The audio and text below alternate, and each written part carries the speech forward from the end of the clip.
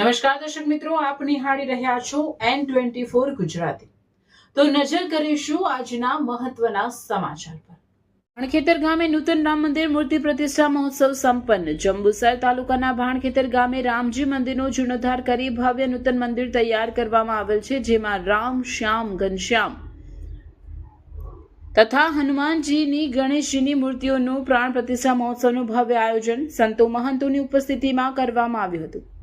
ભાણખેતર ગામના દિલીપભાઈ છોટાભાઈ પટેલના પિતા છોટાભાઈ પટેલની ગામમાં ભવ્ય રામ મંદિર બનાવવાની ઈચ્છા હતી, તે આજના કળિયુગમાં પિતાની ઈચ્છા પૂર્ણ કરતા દિલીપભાઈ પટેલના દ્રવ્યથી ભવ્ય નૂતન રામ મંદિરનું નિર્માણ કરવામાં આવ્યું અને મંદિરમાં અયોધ્યાની યાદ અપાવે તેવી ભવ્ય રામચંદ્રજીની મૂર્તિ સાથે કૃષ્ણ ભગવાન, ઘનશ્યામ મહારાજ સહિત ગણપતિજી, હનુમાન દાદાની મૂર્તિઓની ધાર્મિકતા ભર્યા વાતાવરણમાં દ્વિદિવસીય પ્રાણ પ્રતિષ્ઠા મહોત્સવની રંગે ચંગે ઉજવણી સંપન્ન કરવામાં આવી હતી।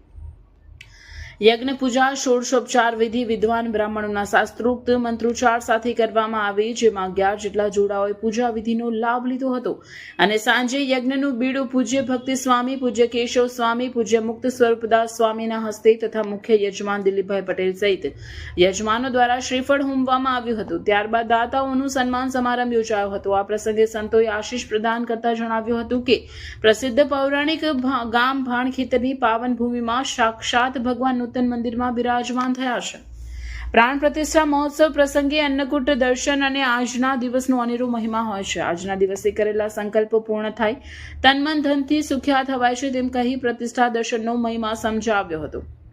આ જગ્યાએ આવી દર્શન કરે તેને અયોધ્યા, વૃંદાવન, છપૈયા જેટલું પુણ્ય પ્રાપ્ત થશે। યજ્ઞ પૂજા વિધિનો મહિમા સમજાવ્યો। મુખ્ય યજમાન સહિત ગ્રામજનોને અભિનંદન પાઠવ્યા હતા। મૂર્તિ પ્રતિષ્ઠા મહોત્સવ પ્રસંગે ગામ સરપંચ જગદીશભાઈ પટેલ, તાલુકા પ્રમુખ Kuldeepsinh Yadav, APMC vice chairman Kiranbhai Patel, director Hardeepsinh અગ્રણી, મિલેન્દ્રસિંહ રાઠોડ, પ્રતાપભાઈ, જયેશભાઈ પટેલ, અરવિંદભાઈ પટેલ, પ્રદીપભાઈ સિંધા, કનુભાઈ પ્રજાપતિ, ધર્મેશભાઈ પ્રજાપતિ સહિત ભાઈઓ બહેનો મોટી સંખ્યામાં હાજર રહી દર્શનનો લાભ લીધો હતો।